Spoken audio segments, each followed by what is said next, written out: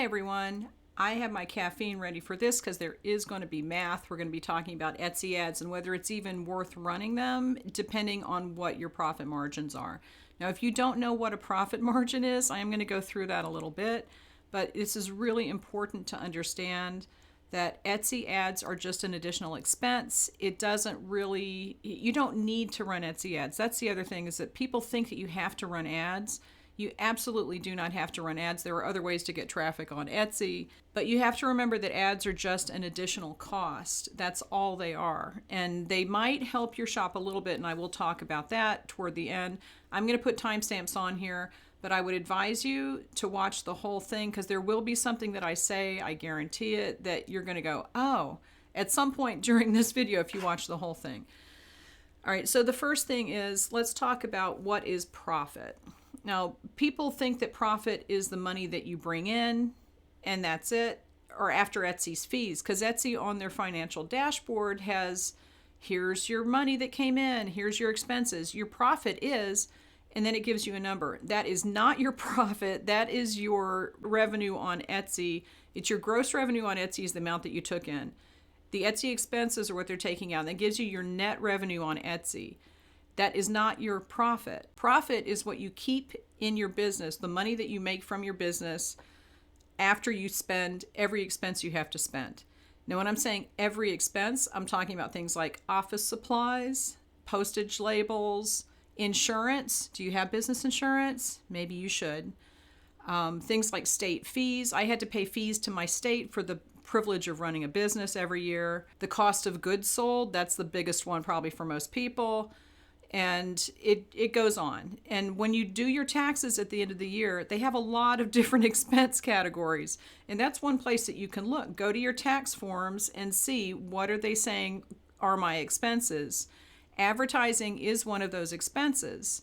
And if you're paying for ads, then that's an additional expense that you don't have to. Ads are not required. Ads are optional.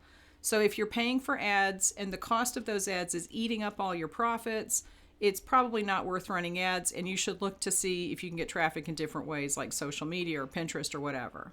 Now, the big sticking point here is that when you take all of the physical expense, like, the fees, the insurance, the whole thing, when you take all of that out, you're left with an amount that we're calling profit, but as a single entrepreneur in a home-based business, it gets very messy because you really should be taking out wages from that amount that's left over. In the US, they do not treat that any differently than profit. And on my taxes, it depends on the structure of your business. If you're a single proprietor or you are a pass-through LLC like my business is, then basically I take my expenses out of my revenue. Everything I take in, I take all the expenses out, and that amount is what I put on my tax forms as my income, okay?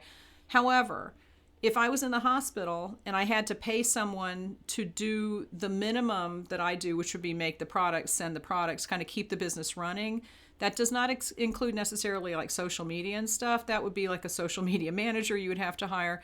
But if you had to hire someone to do what you do just to keep the business running, how much would that be? How much would that cost you? And that technically should be what you're charging yourself for wages, or what you're taking out of the profit as wages. It gets very messy. Like I said, a lot of times it's easier to just say, I'm not going to worry about that. And that's fine. But you have to keep in mind that you have to pay yourself from your business. And profit really should be put back into the business. That's where people who have brick and mortars get a larger space, or they hire more employees.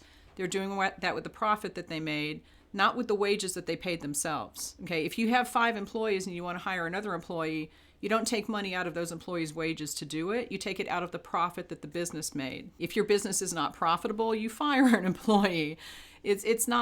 Profit and wages are not the same, but you have to kind of keep that in mind and decide how much do you want to make per hour, and then see what happens when you do your numbers, because it probably is not going to be as happy as you think. Now, I do have a profit. It's a pricing guide, and it goes through all the different types of profits and the whole thing. I'll put the link for that in the description. A lot of the people who follow me have already bought it, and it makes them cry because they realize exactly how much money they're not making. So if you're not sure how to price your products for profit, I would advise you to go get that.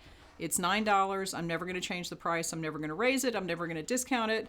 It's $9, and the profit that I make on it after, paying all of my expenses is probably about 5. So just so that you know. Now, the reason that this came up is that a member of my Facebook group said that she was running Etsy ads and that her return on ad spend had really dropped. She said that she had spent $387 on ads and she got $528 back in revenue. And she said that means it's a profit of whatever. And we're like, no, that's not your profit. That is a 1.4 times return on ad spend. So her return on ad spend this month was 1.4 times what she put in. So let's use whole numbers to make this easy. If she put in $100 in ads, you can estimate that she would have gotten back about 140. Okay, so you put in 100, you get back 140. That $40 is additional revenue, but the $100 is an expense. Now, when you sit down and figure out, and the easiest way to do this is to go over your taxes for the last couple years. How much did your business bring in, and how much did you end up with after you took out all your expenses? That would be your profit margin. It's the percentage of what you kept versus what you made. Everyone's profit margins are going to be different. And the reason I'm bringing this up is it's important. So ads are an extra expense that's going to reduce your profit margin. But you have to figure out what your profit margin is before you can decide whether it's worth it to run ads. As I said, people are going to have different profit margins. If you have a physical business where you're making the products, you're going to have higher costs because you have to buy the materials and it takes you longer to make things. And it's just going to cost a little more. Your profit margins are probably going to be a little less. And people always say, what's a good profit margin? It depends on what industry you're in. And like I said, physical, digital, POD, it's all going to be different. So you have to look at your profit margins in isolation for yourself and just try to reduce your costs. Reducing your costs will raise your profit margin, but just look at it year after year. Like if your profit margin this year is 50%, you want to increase that a little bit to 60% next year. So you reduce your costs a little bit, you make a little more money, and it increases your profit margin. My profit margin for my physical business was about 60%. And that does not include figuring out wages versus profit because that's not how the tax system here works for me. But I knew that I could keep about 60 to 64% of everything that I made. So if I made $100, once all my expenses were paid, I kept about $64, $60 in the bank. That was my profit. So using her numbers on her ads, which she said she spent $387 and she got $528 back. If I use my profit margin for that to estimate that, if she got $528, my profit margin of 60% would mean that I personally would have kept about $317, let's round it up. About $317 of that 528 would have been my profit after expenses. But if I then spent $387 to make that $317, it means I actually lost $70, and that was not a profitable experiment to run ads. So that would mean that I basically paid Etsy $70 for the privilege of having to take the time to make, package, and mail all of those orders that came in from my ad spend of $387. That is not good. You have to figure out the financial part of it for yourself. And you have to figure out what is your profit margin. That's the first thing. What is your profit margin and how much do you want to earn per hour? Because that's going to be different for everyone. You have to keep track of that for yourself. If you don't know what your profit margin is, you don't have a business. You have a hobby.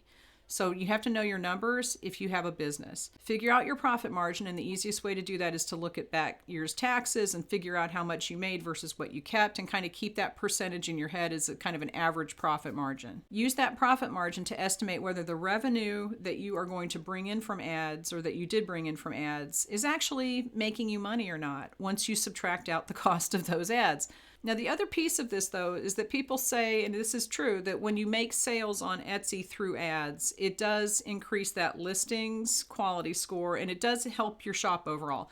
It'll help your shop's quality score overall.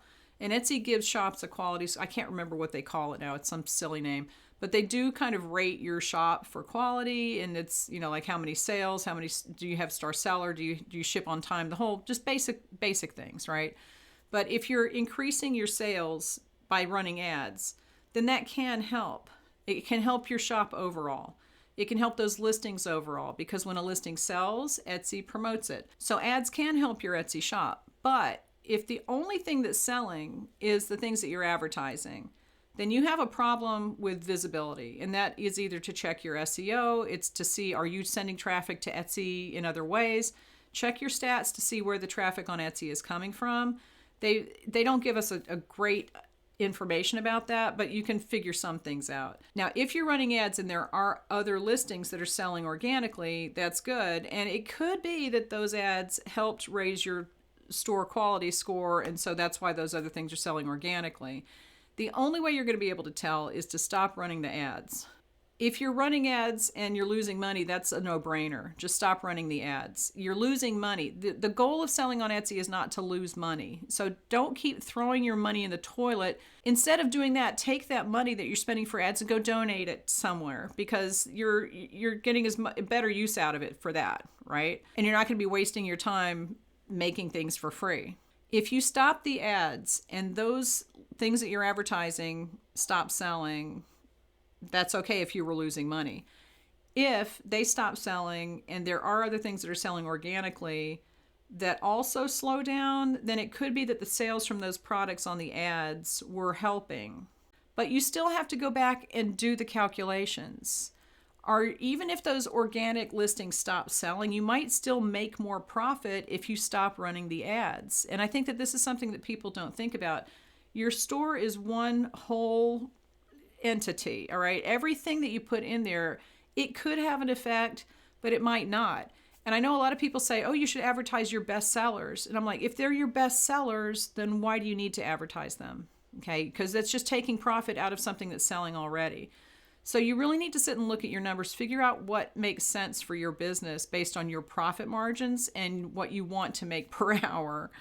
Because even if you are making money, quote unquote, on Etsy with the ads, once you take and put the time that you're putting into it, is it worth that time? Or could you go take a nap? And the last scenario that could happen is if you stop the ads and nothing changes with the organic sellers. If you have things that are selling organically and you stop running ads and nothing changes with them, then those ads weren't helping you anyway.